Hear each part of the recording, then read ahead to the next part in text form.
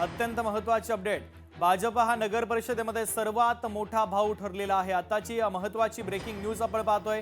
सध्याच्या कलांमध्ये भारतीय जनता पक्ष हाच पक्ष स्थानिक निवडणुकांमध्ये मोठा पक्ष, मोठा भाऊ ठरत असल्याचं पाहायला मिळतंय। ही थेट लाईव्ह दृश्य मी तुम्हाला दाखवतोय। मुंबईतील भारतीय जनता पक्षाच्या कार्यालयाच्या बाहेरची ही दृश्य आहेत। कशा पद्धतीने आता विजयाचा जल्लोष या ठिकाणी केला जातोय। हातामध्ये भारतीय जनता पक्षाचा झेंडा घेऊन हे सगळे पदाधिकारी कार्यकर्ते जल्लोषामध्ये सहभागी झालेले आहेत आणि जोरदार घोषणाबाजी केली जाते। भारतीय जनता पक्षाने जे मोठं यश महाराष्ट्राच्या या स्थानिक निवडणुकांमध्ये संपादित केलेला आहे त्याचा हा जल्लोष बेडगाव नगरपंचायतीमध्ये नगराध्यक्षपदी सुद्धा भाजपने झेंडा रोवलेला आहे। भाजप उमेदवार विरू जामगडे या ठिकाणी विजय झाल्याचं पाहायला मिळतंय।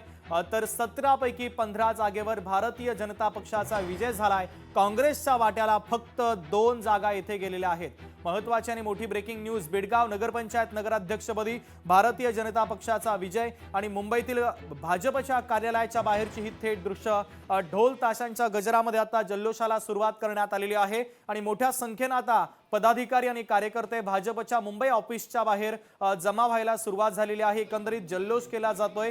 विधानसभा निवडणुकांनंतर नगर परिषद आणि नगरपंचायतींच्या निवडणुकांमध्ये भारतीय जनता पक्षाला आता स्थानिक पातळीवर सुद्धा मोठं यश येत असल्याचं चित्र आता स्पष्ट झालेलं आहे।